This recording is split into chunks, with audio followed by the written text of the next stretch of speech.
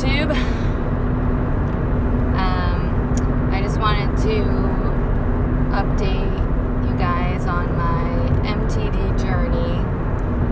I'm driving, but I have duct taped my phone to the dashboard. It's not the best angle, and I just woke up clearly. But I guess you do what you gotta do. So, if you want to hear my full muscle tension dysphonia journey and story towards management and recovery, and also all the bullshit that I had to go through to get there, which I'm sure a lot of you are experiencing, I've linked to that below. I just wanted to update everybody on how I'm feeling now and like what I'm going through now with the muscle tension dysphonia. So I think it's been like 7 years since I've started to experience the burning pain. And it's been an incredible ride. I just finished maybe 2 years ago speech therapy at Mass General, which changed my life. I've been taking vocal lessons consistently every single week with Aliana De La Guardia, who's a classically trained singer who knows how to help contemporary vocalists like myself, and that has been life-changing, and also chiropractic work, because my muscle tension dysphonia affects the outside muscles. So my vocal folds themselves are fine. They're a healthy sort of transparent white color.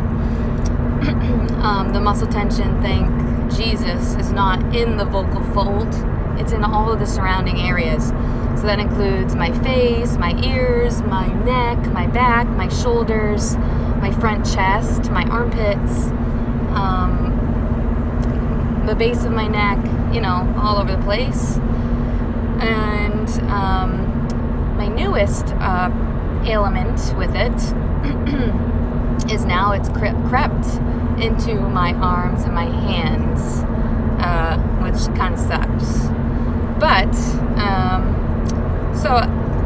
ever since I started all of those things, speech therapy, chiropractic work, and vocal lessons every single week, retraining my speaking and my talking voice, it's been an up and down ride. So it hasn't just been like, I'm better, but it's been quite the journey to get there. Shit. Sorry, driving. So now I have far less pain. I was eating like 20 cough drops a day before just to get through my teaching days, using my voice all the time, singing in 2 bands. But now I don't really eat any cough drops, so that just goes to show you what all of this work has done for me in the long term. I've really figured out how to talk in an easier place, so a brighter place in my voice, and through all of the vocal retraining, I've gotten to a place where I can sing without, incredible, terrible pain. So everything has been so great. I manage it with lots of things, like I said. So, like, say I'm actually having a little bit of burning pain now because I stayed up late and I drank, and that's just how it is. But it's nothing terrible. When I get home, I'll probably put the Brookstone massager on there, and then I'll stretch out my neck before work, and a shower will help too, the heat. So as long as I'm doing those things, I can stop that cycle of tension from building. And I use the straw a lot. I've linked videos below. Just look on my playlist for the video on how to use the straw. Ooh. So I'll use the straw. Like last night at band practice, I was using the straw in between every single vocal line, because my voice this week has been feeling fatigued because I was just in the studio recording an album last weekend for 16 hours, which I don't recommend if you have MTD. But I was able to get through it, and I've retrained my voice enough, and I know what to do, and I know my body's limitations as well. So as long as you know your body and you know what you're capable of and what you are not capable of, I think you're good. Like if I went into the studio 2 years ago with this problem and I tried to do what I did this past weekend, it would have been bad. I actually had done that 2 years ago and I got a crick in my neck, which means my muscle tension was so bad, my muscle spazzed, and then my neck was stuck like this for a whole week. So you really have to know like where you're at, and you have to listen to your body.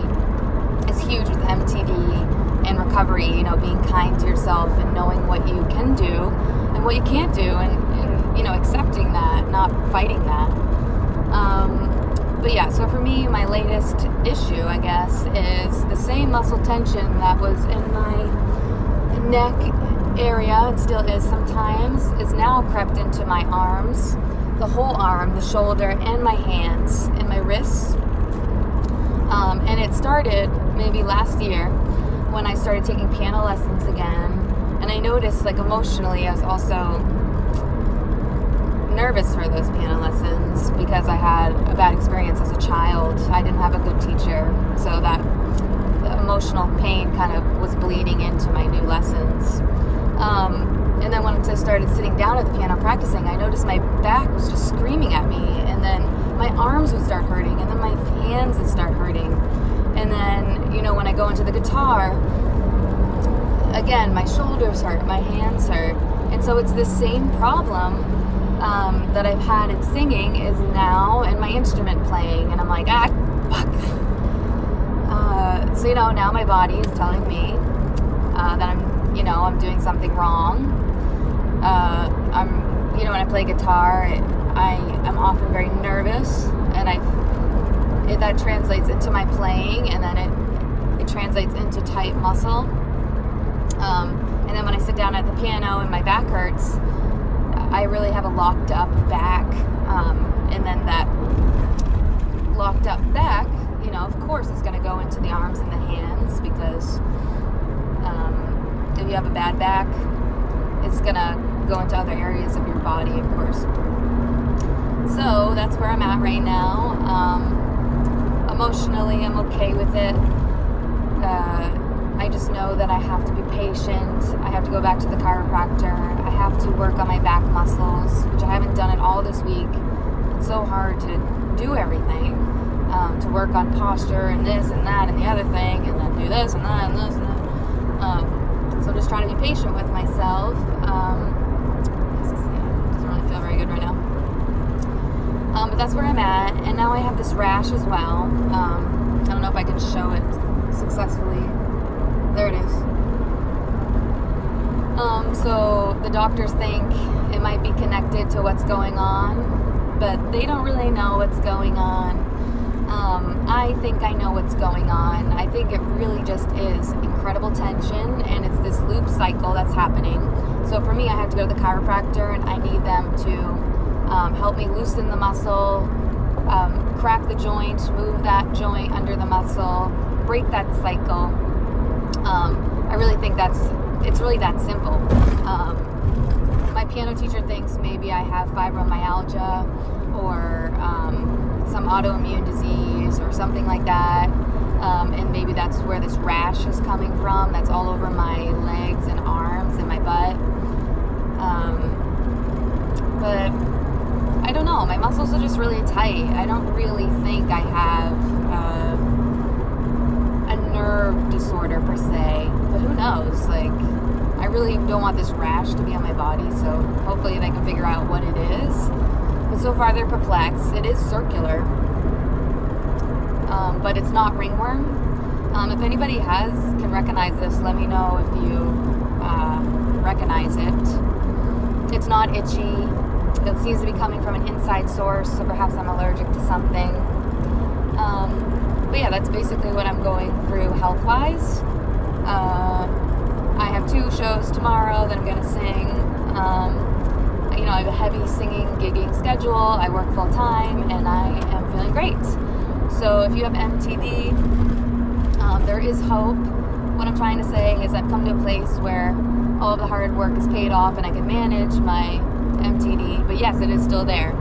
Can I get to a place where it isn't there anymore at all? I probably can. Does that mean I have to make more lifestyle changes? Probably. Am I ready? Not always. So I'm just being patient with myself. This is a lifelong journey. I'm trying to go with the flow. I'm trying to be thankful for what I have. I'm trying to listen to my body. It's trying to tell me something's wrong, and that's just a chance for me to grow, to become a better piano player, become a better guitar player, a better person for myself, practicing self-love and patience, persistence, all of that good stuff. So overall, like, my MTD has taught me so much. It's made me such a better singer. I've really had to figure out how to use more breath instead of muscles to get to notes. And with singing technique, it's just there's so many things to work on, which I love to do. So if you haven't done vocal work with a teacher, I say that's crucial. I also say getting your voice retrained by a speech therapist that is good, which is surprisingly hard to find, is important. And making lifestyle changes, so slowing the fuck down, doing yoga, stretching, listening to your body. Maybe you're holding tension all over the place and you just didn't even notice. Maybe you're not being so nice to yourself. Maybe you're pushing yourself through these huge gigs that you just can't do right now. Like, I don't do 3-hour gigs. I do 45-minute gigs. I do maybe an hour and a half tops. That's pushing it, So yeah, just really figuring out in a kind, loving way what works for you, and like how you're gonna get to a place where you can perform and gig and do like these high intensity, like pretty athletic things, but also stay calm in your mental mind, in your heart, and physically. So I hope that helps people.